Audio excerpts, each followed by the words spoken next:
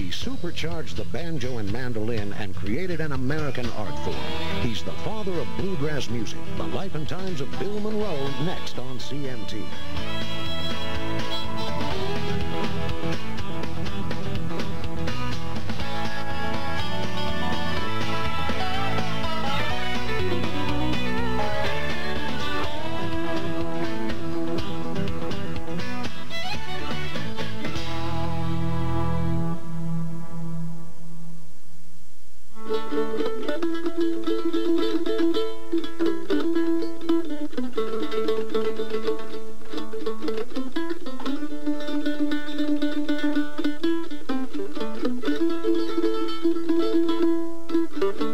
In their search for a lasting legacy, some men build castles, others build monuments. Bill Monroe followed a different blueprint. He built an entire musical art form from the grassroots up.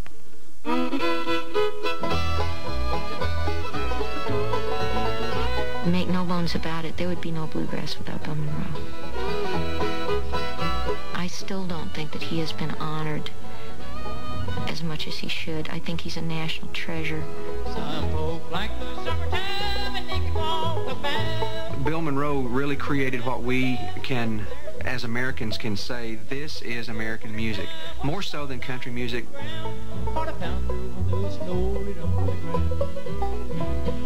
He plays great mandolin and has a great sense of rhythm, and yet his pride and his determination to do his thing has to be recognized and respected.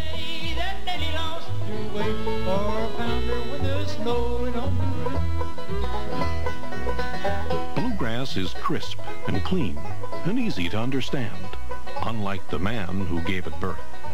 The complex and guarded nature of Bill Monroe's personality has driven his legend as much as his music has. When you talk about Monroe, you're talking about a different breed of human being than you've never seen anybody like him in your life, and you never will again. He's an enigma. At one time, he'll be very withdrawn, very within himself, but he can also be wonderfully concerned with the people around him and be very generous. He's not at all one-sided or easily described. He's a hard man, and strength and power is his leader. If you're not strong, you're not worthy. You've got to be strong, and you've got to prove to him that you're strong also. Bobby and I came from the same type of little town in Kentucky. You got to know those people, and you got to know their attitudes. It's different. It's not the same as any other place on earth. They expect everything out of you that they feel that you can get out of yourself. And I've grown up looking at that and having to face that inside myself, and I've seen it in my brother and other people. My father had that same little thing. Monroe has it too. Maybe it's rooted in his Scottish heritage, or maybe his traditional rural upbringing. But high expectation and fierce determination are the steely fabric of Bill Monroe's personality. He was born in Rosine, Kentucky, September 13th, 1911, the youngest of 8 children. Bill Monroe had a hard raising. He was the last child. His father was 54, his mother was 41 when he was born. He also had severe vision problems. He was cross-eyed. He couldn't see very well. Later he was able to correct these in adult life, but growing up this presented a great deal of difficulty for him. So he didn't have a lot of playmates. He couldn't play ball. He once told another interviewer that when strangers would come to the house, he would run and hide in the barn. So he grew up with a lot of loneliness, a lot of anger, and I think those things greatly influenced the man he later became. They certainly influenced his music.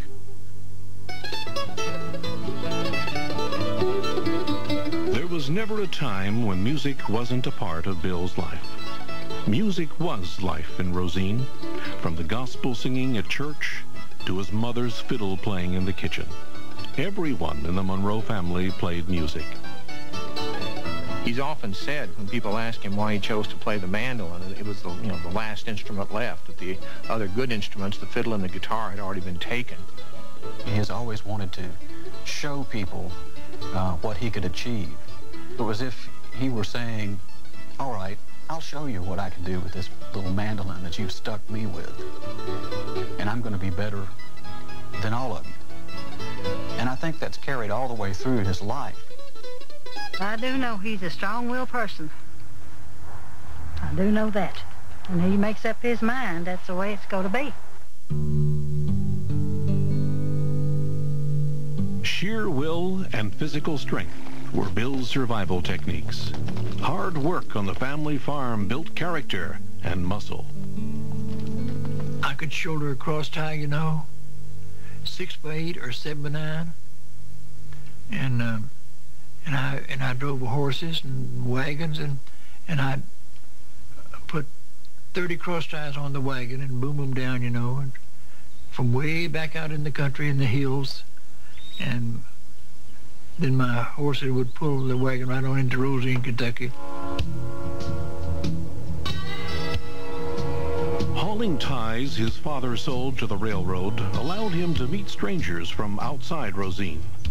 Arnold Schultz was one, a black railroad worker, farmhand, and musician who introduced Bill to a different type of folk music.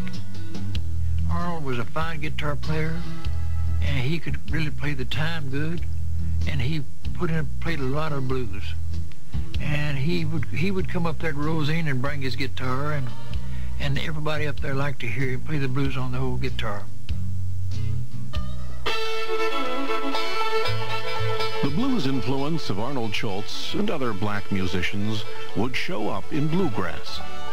But its foundation was firmly centered around traditional mountain string music, the music of Uncle Pen.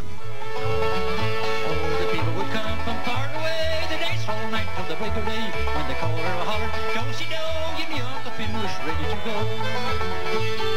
Hanging in the mountains down a howl, the hill and above the town. Uncle Pen played a fiddle on the how it rang, you'd hear it talk, you'd hear it sing. Uncle Pen was Pendleton Vandiver, Bill's uncle on his mother's side.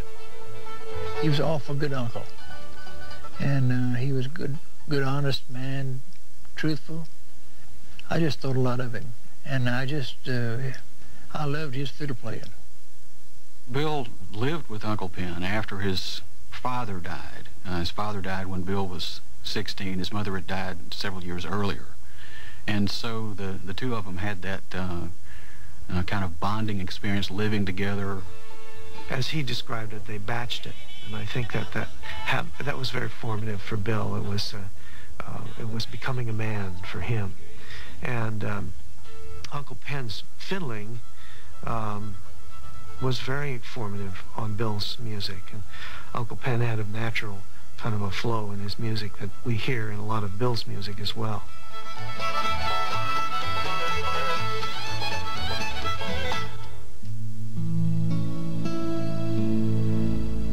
Bill was 18 when Uncle Pen died.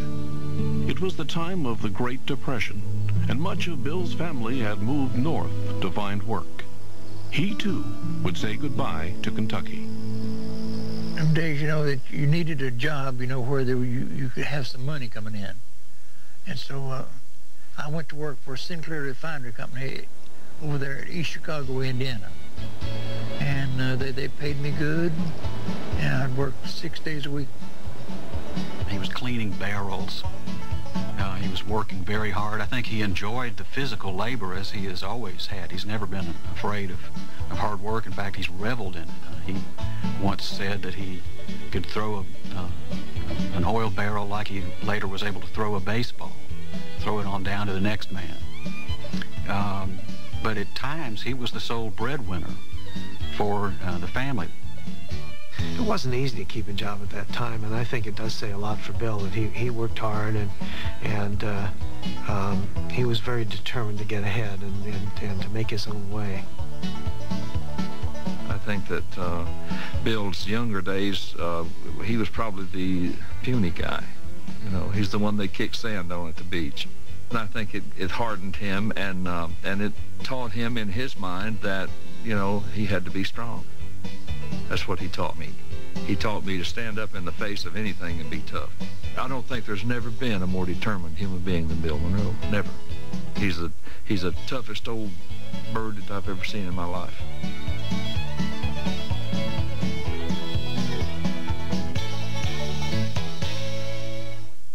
The Life and Times of Bill Monroe returns in a moment on CMT. Everything blue is new again on CMT. From the craftsman in the Blue Ridge Mountains. How can you not love a mandolin? To the world stage. Yeah, my man. The bluegrass sound is bigger than ever.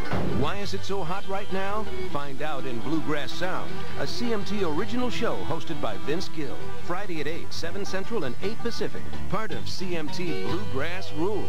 New year, new shows. CMT. CMT Bluegrass Rules Week is brought to you by Kellogg's. Tomorrow morning, help yourself with Kellogg's. I had a starvation diet once. Or the meat diet, the one where you eat just meat. I diet sometimes, but only in moderation. The low-fat diet. It was all pureed food, puree diet. The bean diet. The corn juice diet. That one was rough. I don't know what I was thinking. These people found a sensible way to lose weight. A recent study by a major university found that having a bowl of Kellogg's Special K or Kellogg's Smart Start for 2 meals a day for 2 weeks could help you lose up to 6 pounds. I feel great, and I didn't have to eat like a rabbit. Got a bad cold? Head all blocked up? New Alka-Seltzer Plus has a new effervescent cold-fighting formula that breaks up your worst cold symptoms. New Alka-Seltzer Plus. Wear contacts? Visine for contacts does more than re-wet your lenses. It really, really refreshes your eyes. Visine for contacts gets the dry out when contacts are in. I was really heavy and I knew I needed to lose weight. But when you're busy cooking for your family and you have a job that has unpredictable hours, I knew I couldn't keep to the restrictions of a diet. Then I found out Jenny Craig customizes plans just for me. Call 1-800-JENNY20 and ask about the new Ultimate Choice program for the new year. Lose all the weight you want in 2002 for $49 plus the cost of food. With Jenny Craig, I lost 80 pounds. It changed my life without changing the way that I live.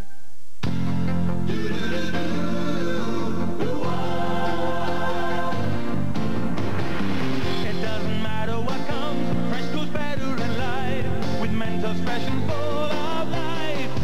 Nothing gets to you. Staying fresh, staying cool. With Mentos fresh and full of life. Fresh goes better. Mentos fresh. Fresh goes better with Mentos fresh and full of life. Mentos, the fresh maker.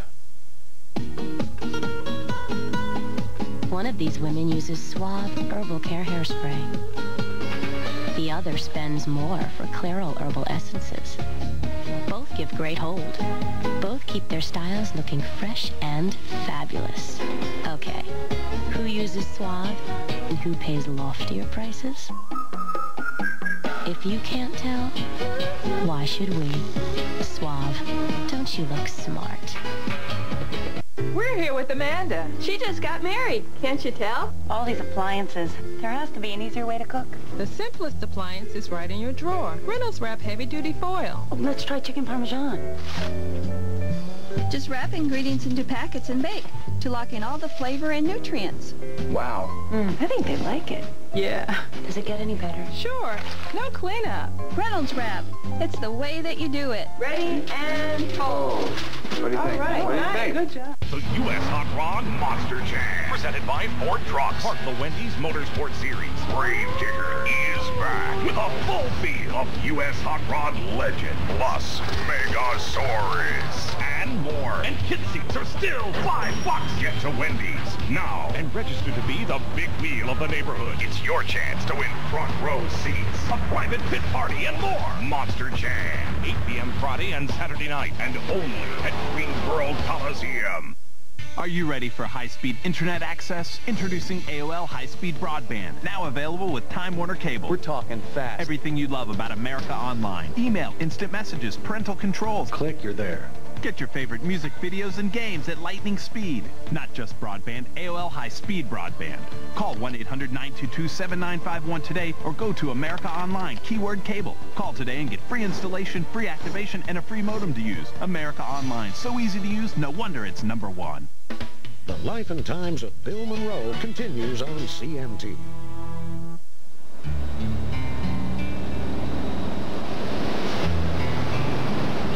The factories and refineries of Chicago put a little money in the Monroes' pockets, but not a lot of spirit in their hearts. So after work, Bill and his brothers, Charlie and Birch, played their Kentucky Hill music at dances and on local radio stations. They were pretty good. Good enough that in 1934, Bill and Charlie decided to become full-time professionals. They were sponsored by a laxative company called Texas Crystals, and then ultimately by Crazy Water Crystals, which was a rival company. And they could play courthouses and schoolhouses and, and make pretty decent money. They had nice cars. They dressed in fine white suits. And Lester Flatt later said, when he saw them, they looked like moving statues moving down the small town streets, and were quite impressive. In 1936, the Monroe brothers recorded their first release, What Will You Give in Exchange for Your Soul? Bill might have given his soul not to have to play second fiddle to brother Charlie. Still, it beat working in the refinery, although lifting all those barrels did have unexpected rewards. They were once playing a schoolhouse, and some teenage boys were trying to beat the admission price by sitting up in the ledges of the windows and watching the show without paying. And so Charlie went up to him, grabbed one and punched him in the face and threw him Bill's way, and Bill hit him again, and they just cleaned out about 25 of them. Finally, the authorities came and lined the boys up and made them pay. I heard a story one time they fought 6 guys, and they put their backs together, Bill and Charlie did, and just went around and around. There was nobody that could take them down. I mean, they were the strongest. I saw Bill Monroe was interviewed by Bobby Lord, and Bill said, "You see this man right here?" And he was pointing at himself. He said, "This man right here has never been knocked down." Bare-fisted or otherwise, the success of the Monroe brothers was indisputable. Even so, Bill didn't want to be dominated by his older brother, and he had higher expectations for the group than Charlie did. Charlie was a great singer and a great guitar player, but Bill really had the deal. I mean, he had the talent. He had the mind for the music. He had the vision for the music. He's brilliant. When Bill was able to break away from Charlie, when the split finally occurred, at first he acted like he didn't quite know what to do with his freedom. All of a sudden he was able to do it just the way he wanted to do it. One of the things that he wanted to try to do was to play a type of music that was faster and more supercharged and more instrumentally demanding than the kind that he played with Charlie. And one of the things Bill first did was to put together a band that could play tunes at very difficult keys and very difficult tempos at breakneck speed. The strength and athleticism that were such a part of Bill Monroe were finally being expressed in his emerging style of music. He put a new band together in Atlanta with the goal of making it to Nashville, a band he named after his home state, the Bluegrass Boys. Bill showed up at the Grand Ole Opry for an audition in October 1939 with that 4-piece band, and he was accepted. On the Grand Ole Opry at that time, an awful lot of people dressed like cowboys or hayseeds in one way or another. Monroe would have none of that. The band wore white shirts and ties and coats, and they wore Stetsons, and they often wore jodhpurs, riding pants and boots. They had a very spiffy look, and that was part of the image which he kept all through the 40s. Bill said that at the time that he came into this music, that country music made fun of rural people. It made fun of people that lived in the country.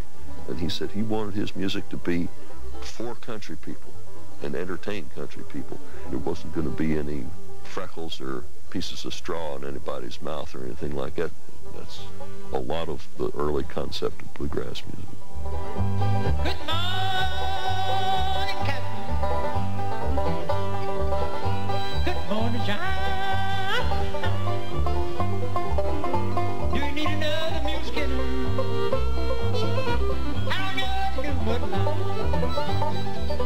The Bluegrass Boys' first big hit and their debut song at the Opry was Mule Skinner Blues, the old Jimmy Rogers number.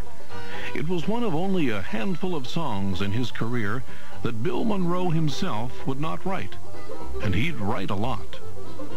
I knew the fiddle needed to be the lead instrument, and the five-string banjo and the mandolin would work right in there with him, and a good guitar rhythm man could play guitar timing, and that bass meant a lot, you know, to help keep the time and play it right.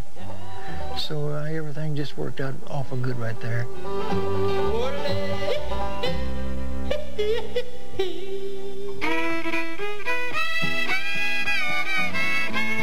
In the early 40s, with the power and the security of the Grand Ole Opry behind him, Bill was able to fine-tune the sound he was after and experiment with promising new bandsmen.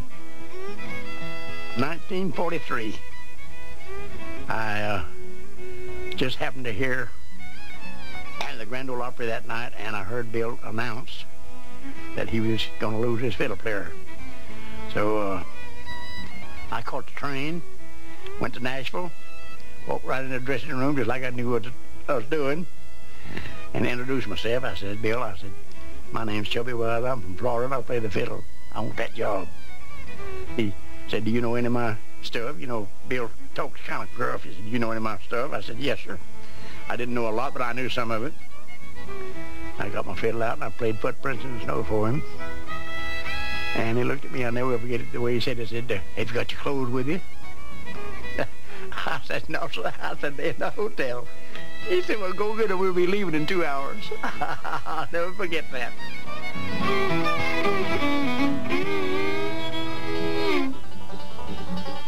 By 1946, Monroe had put together the band that became the most celebrated in the history of the Bluegrass Boys.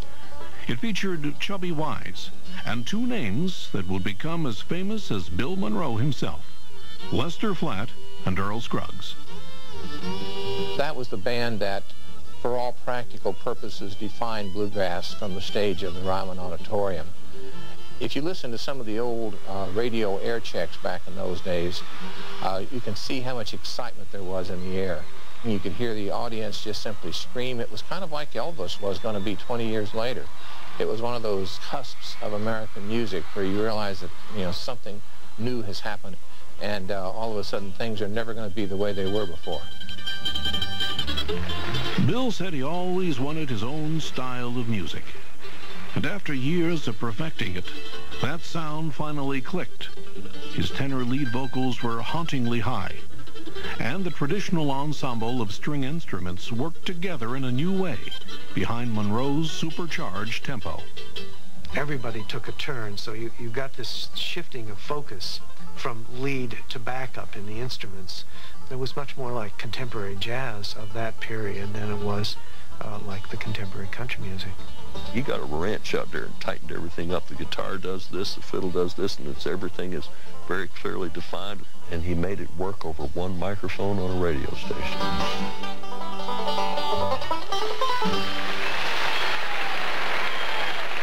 The Life and Times of Bill Monroe returns in a moment on CMT. I'm Katie Cook with a CMT News Break. New mom Shania Twain has steered clear of the public eye lately, but that hasn't hurt record sales one bit. Twain's 1997 album, Come On Over, had sold more than 14 million copies, making it the top-selling disc in the United States since SoundScan began keeping tabs in 1991. With hits like Love Gets Me Every Time and Don't Be Stupid, Come On Over is the only country CD included among the top 10 bestsellers of the past decade.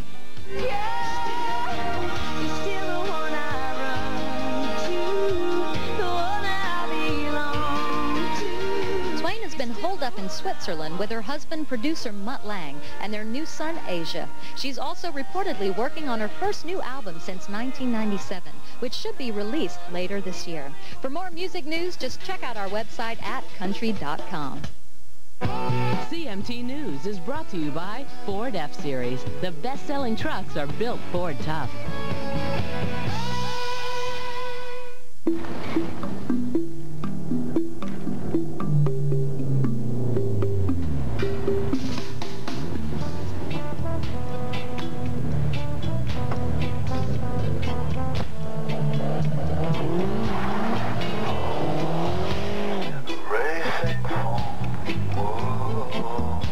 Need a lift? Ford Thunderbird. Let the stories begin.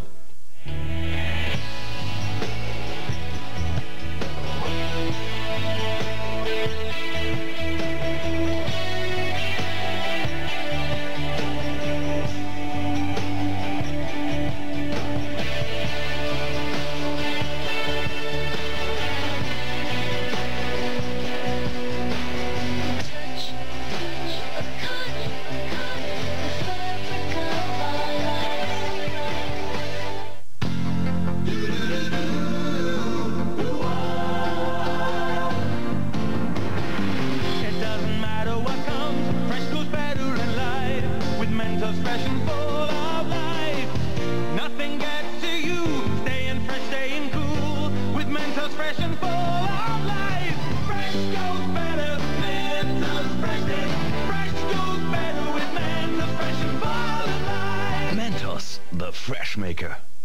The voice, unforgettable. The look, unmistakable. The man, Rod Stewart. Wake up, Maggie, I think I got something to say to you. The very best of Rod Stewart, a collection of landmark songs from one of rock's finest voices. Tonight's the night. Including Tonight's the Night, Do You Think I'm Sexy, Maggie May, Have I Told You Lately? Have I told you lately that I love you? Forever Young, Hot Legs, Reason to Believe, and many more. Will I look to find a reason to believe? Rod Stewart has sold over 120 million albums and become one of the greatest voices in popular music. Now, for the first time ever, all of Rod's greatest songs together on one CD. Just $18.98 plus $4.95 shipping and handling. Call now and receive a free Rod Stewart poster with your paid order. And in my heart, you'll always stay forever young. The very best of Rod Stewart. Over 70 minutes of classic Rod, including Some Guys Have All the Luck, You're in My Heart, This Old Heart of Mine. This old heart of mine been broke 1,000 times, each time you break away. You Wear It Well, Rhythm of My Heart, and many more. The very best of Rod Stewart. 16 of Rod Stewart's original recordings are on this remarkable collection. Will I see you tonight on a downtown train? To order the very best of Rod Stewart, call the number on your screen or send $18.98 for one CD plus $4.95 shipping and handling to the address shown. Call now and receive a free Rod Stewart poster with your paid order. Rush delivery available. The Life and Times of Bill Monroe continues on CMT.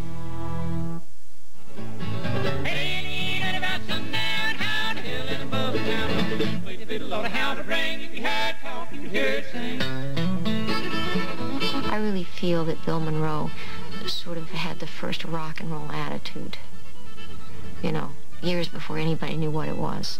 You know, he played with such aggressiveness, such fierceness, and was playing a completely different kind of music. You know, he took kind of a folk music, string instrument music, and took it to a higher level.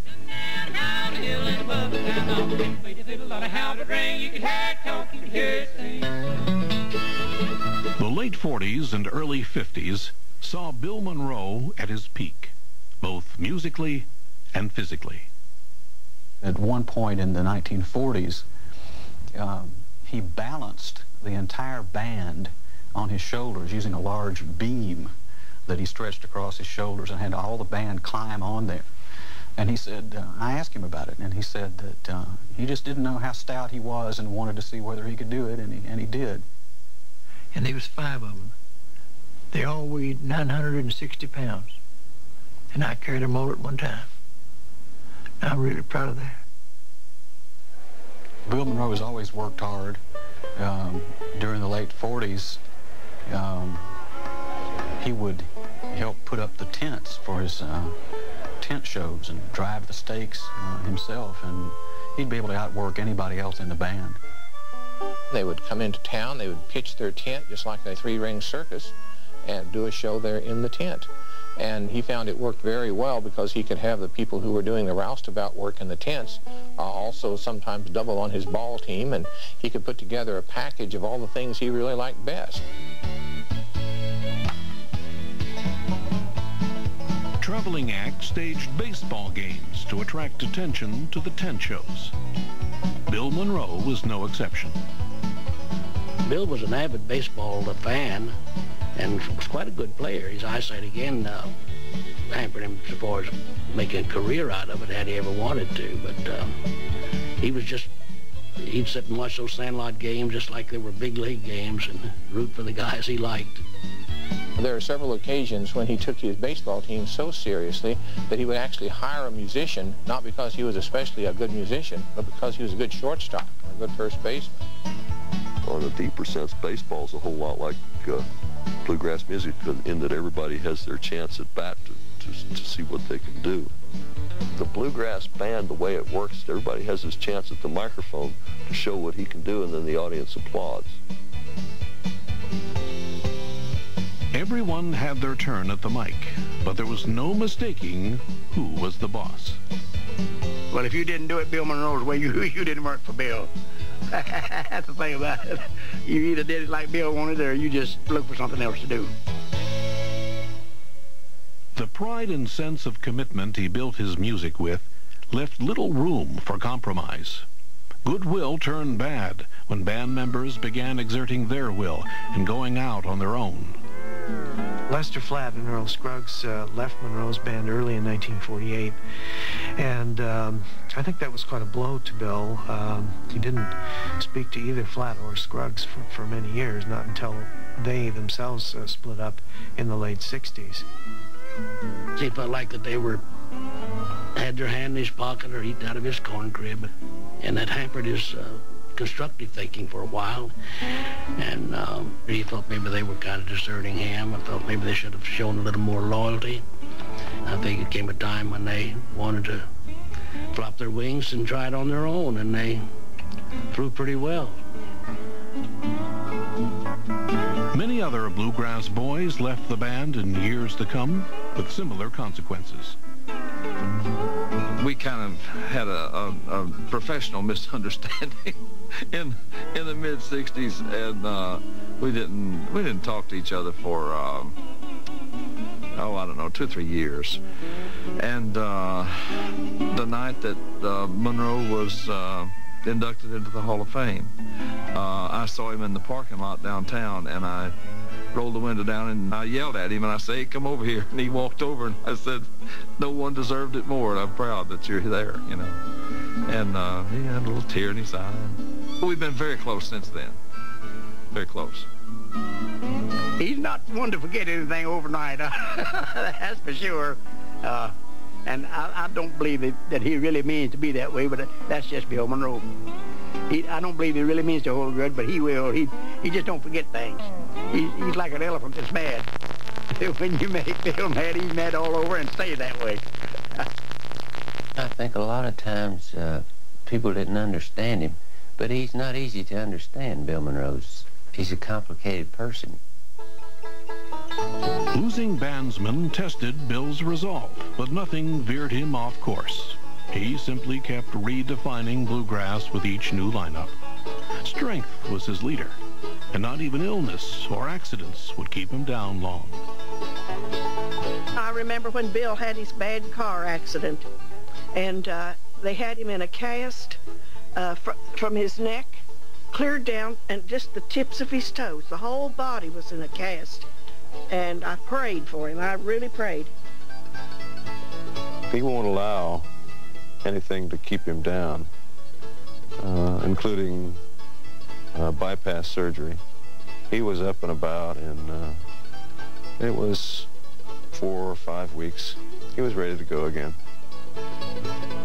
He is tough. If somebody says he can't do something, he'll show them that he can do it.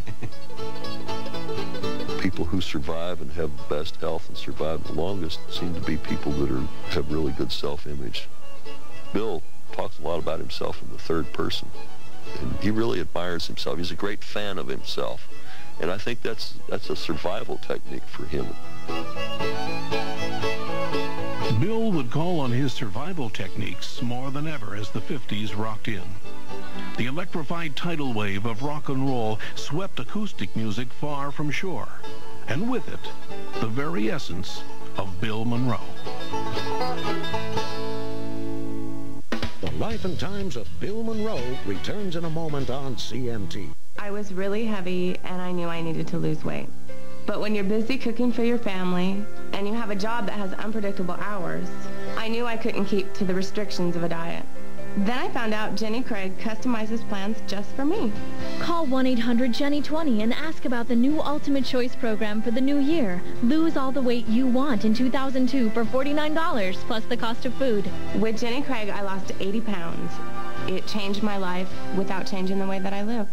Mama keeps our house sparkling like sunshine. Mama keeps our bathroom fresh like the springtime. Mama keeps it all clean with the magic. Mama's got the magic of Clorox. Clorox Automatic Toilet Bowl Cleaner. With every flush, you get a rinse of bleach, so you're sure you're killing germs and leaving your bathroom smelling fresh.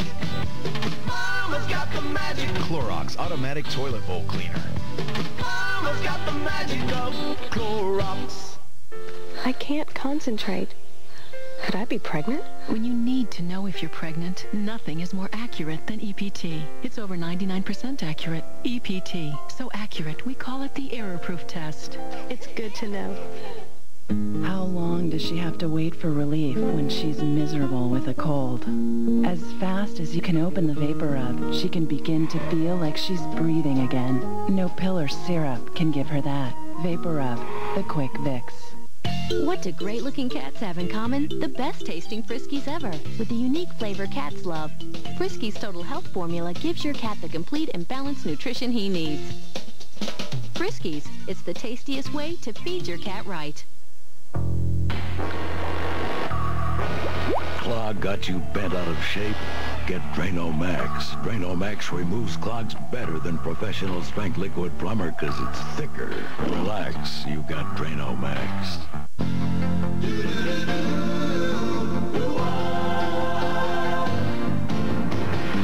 It doesn't matter what comes, fresh goes better in life.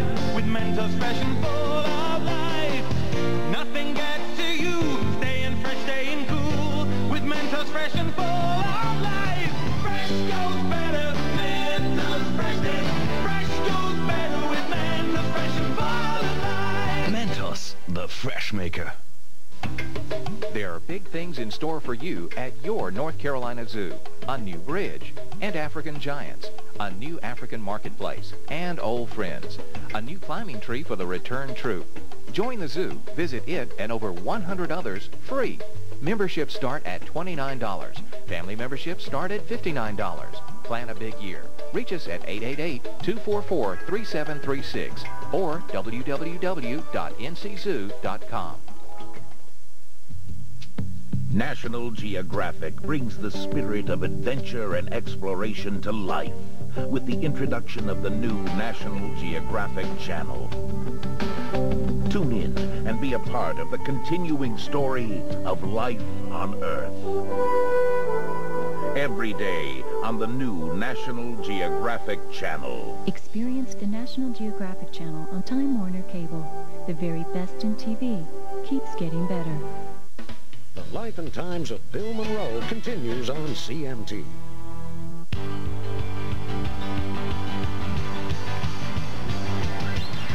When When America turned its ear away from traditional acoustic music for the new electric sound, artists true to their roots felt it the most, like Bill Monroe. The late 50s were lean years for Bill Monroe. These were the years in which a lot of traditional acts saw their gate receipts and their record sales plummet. Some country radio stations were converting to rock and roll, and Bill's bookings fell off markedly, and as a result it was hard for him to keep a band together. Many times he'd start out for a show date with just a single sideman and try to pick up other musicians along the way, but he just sort of held his head up and kept on going. He never left the course of the bluegrass. He stayed right dead straight ahead. He never veered one way or the other. In his mind, he knew what he was doing was right, you know, and nothing could stray him from that. Blow on up, Kentucky, keep on shining. Shine on the one that's gone and proved untrue. Thankfully, what he has done has appealed at various times in his career to great numbers of people. At other times, to very few. Music is his life. He's been married and divorced twice.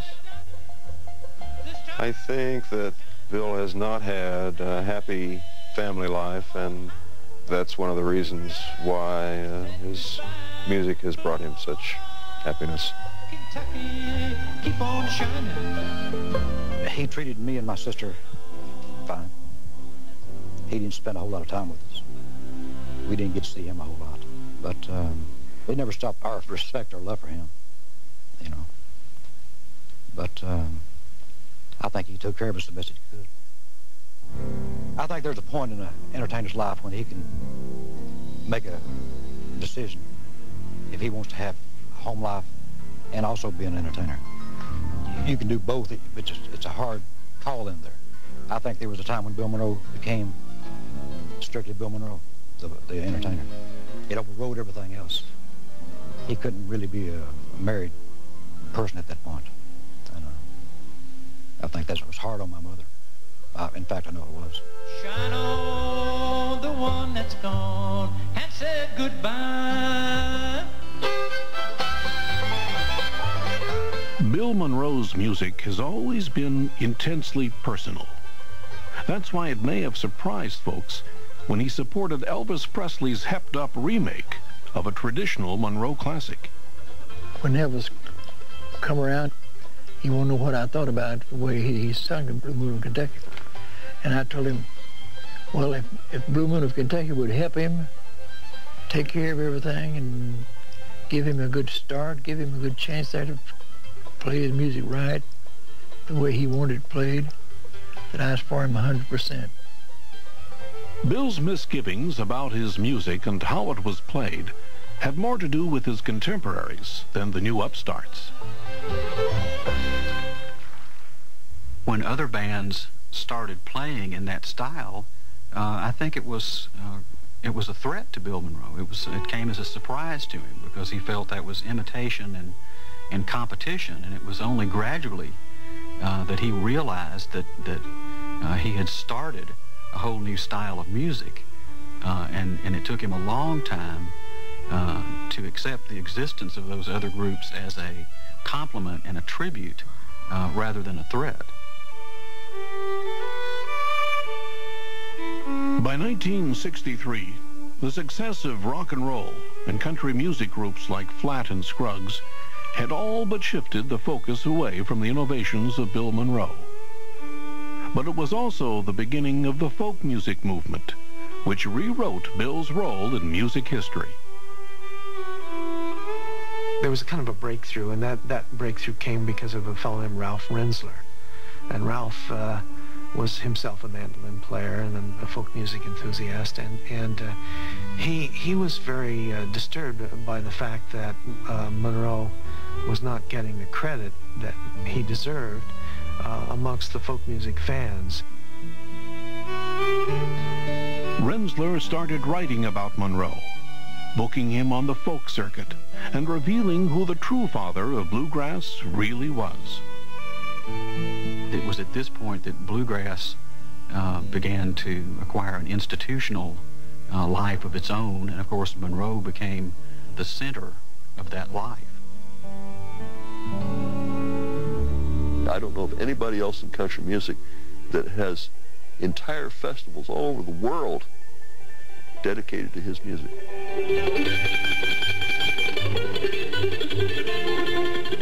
It didn't seem at the time that country music was very interested in bluegrass.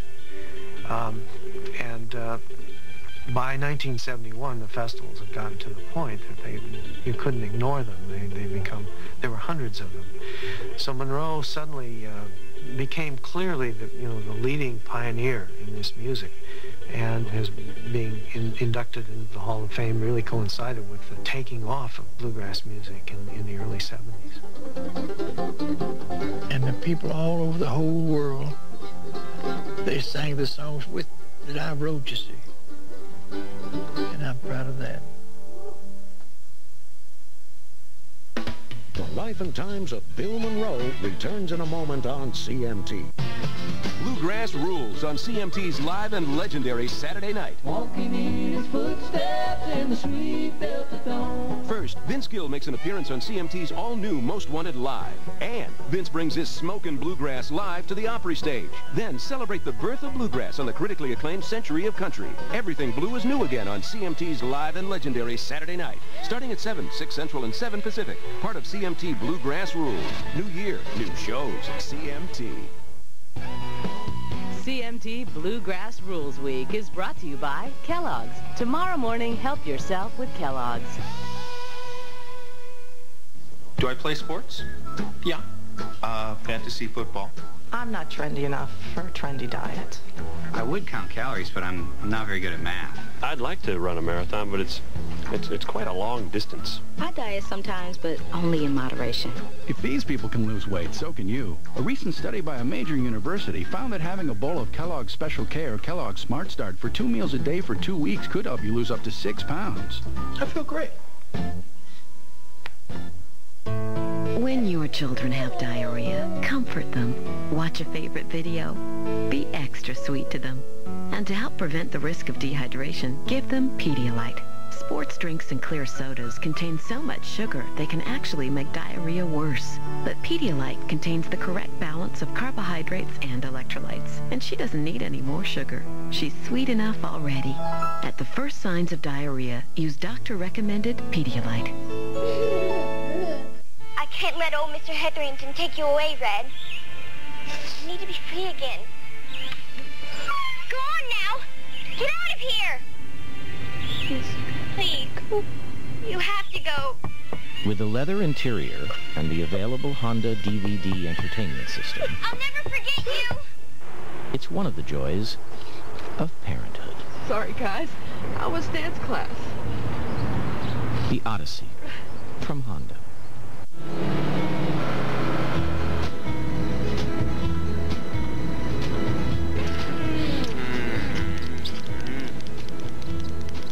How old are you? Are you married? Do you have any kids? Do you have any brothers or sisters? Do you like horses?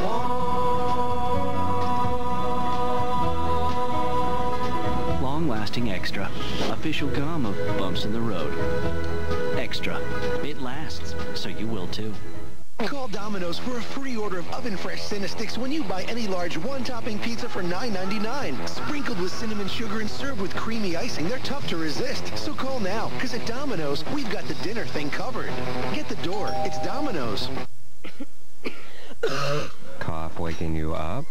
Get a new all-night cough medicine. Introducing new NyQuil Cough. The new all-night coughing, coughing, coughing so you can sleep cough medicine from the makers of NyQuil.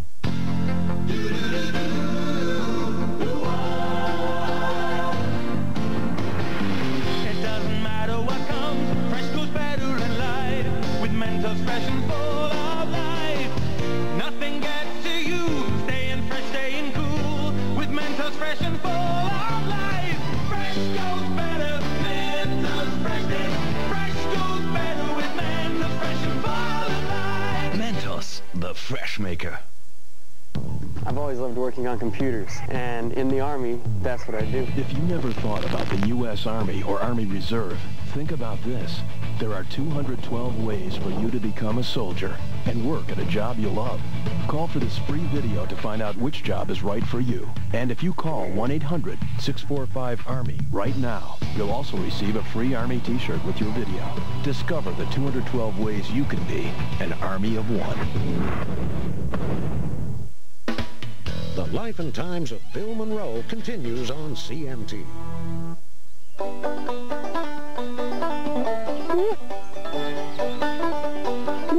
If Bill Monroe hadn't followed his musical muse, he might have devoted his life to farming. It's in his blood. He draws strength from these rolling acres north of Nashville, which he calls home. Strength from the land and the music that it's helped inspire. He's got this tremendous, tremendous work ethic and tremendous amount of self-discipline. He doesn't drink. He does things a certain way. His farm work is to keep him in shape to do the music. He understands that you need to have that other thing to give you a perspective on your art. I'm going to put a new fence through here.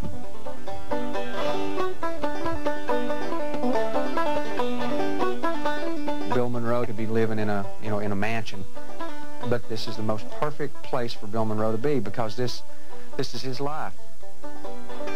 I brought a mandolin that I was considering on buying, and I brought it over and I wanted him to play it for me. I wanted him to listen to it and see what he thought about it, and did it pass the Monroe test, and he was playing it and he said, yeah, that's a good mandolin, and yeah, you ought to buy that, and and we sat here and we played for an hour and we probably said 15 words in an hour, and I got up to leave. I said, I gotta go get the kids at school, and he said, boy, we talked about a lot of good things, and we didn't say but 15 words maybe, but our spirits talked. I mean, we communicated. That's what he loves to do. He's he'll talk, but he's really a man of few words. His music is what's always spoken for him. Yeah. Yeah. I've noticed too when he's around young whippersnappers, the younger generation of bluegrass musicians, I've seen him almost become a foot taller and his voice raise up a half an octave and his energy level raise. He is still capable of being inspired and energized by that.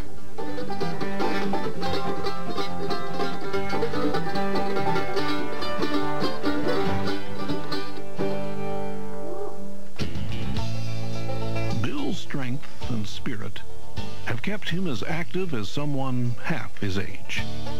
But he's also battled cancer and heart disease, and they've made him even more aware of his own mortality. It's the topic of more than a few of his songs and heart-to-heart talks with close friends. When they diagnosed it, he had the cancer. The phone rang one morning, and I picked it up, and, how you doing? And I said, Bill, that you? Yeah.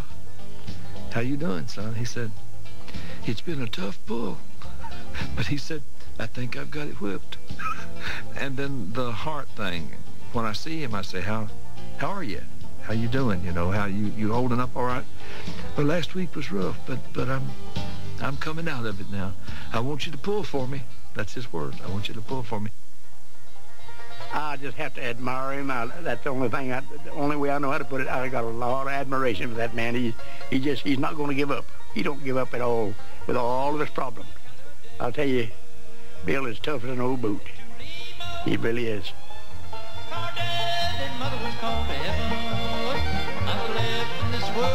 The lonely, cross-eyed boy who was once made fun of is now a man revered throughout the world. Over-anxious souvenir hunters take weathered boards from the walls of his boyhood home. His own yearly festival in Bean Blossom, Indiana, is a personal showcase for his music. And the International Bluegrass Museum in Owensboro, Kentucky, will tell you who the father of bluegrass is, etched in copper. High in the hills of old Kentucky stands the fondest 40 mile before me.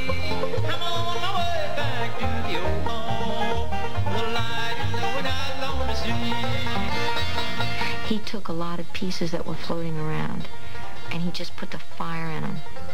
And he had the voice, and he had the artistry on the mandolin, and the vision about what he wanted to hear. Make no bones about it, there would be no bluegrass without Bill Monroe.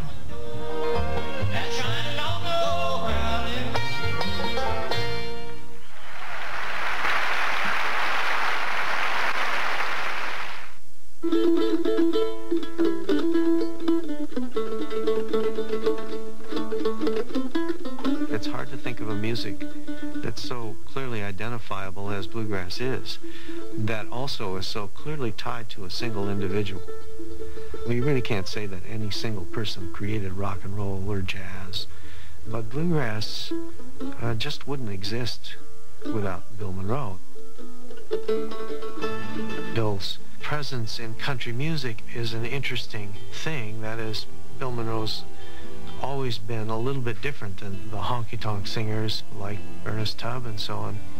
So he's provided a sort of an alternative in the world of country music right along. When you hear people say somebody is a living legend, what that means is that they have basically ceased to be productive and creative artists and they're coasting. Nobody in his right mind can say that Bill Monroe, even at age 85, is coasting. He's continuing to produce vibrant and exciting music, and he's continuing to be out there and to meet his people and his fans and to encourage the music to develop.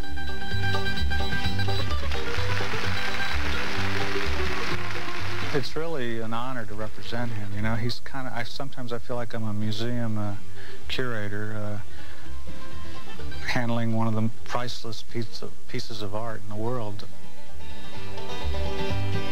As a boy, Bill said he wanted to create his own type of music.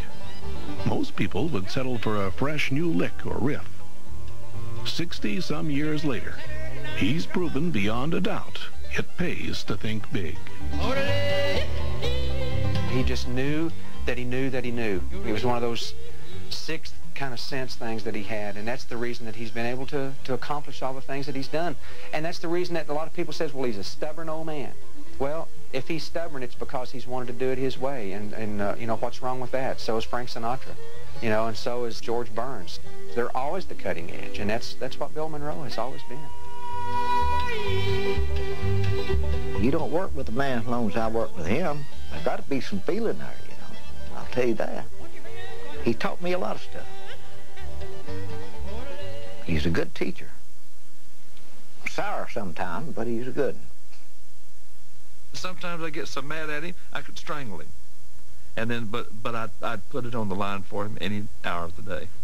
If he called me at 3:30 in the morning and said, I need you to bring me a toothpick over here, get up and get him a toothpick and take to him. And there's not many that wouldn't do that. He's just special.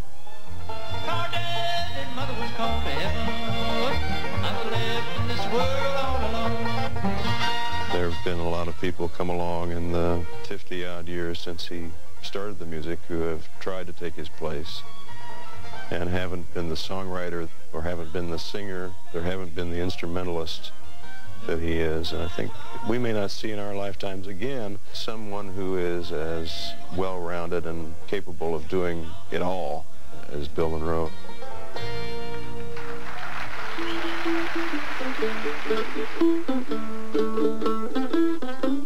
That was really wonderful to know that I started that music. And the people all over the whole world, they sang the songs that I wrote, you see. And I've played for the last 4 presidents. And they all tell me that they really love bluegrass music because it belongs to America. So everything just worked out awful good right there, and I'm proud of it.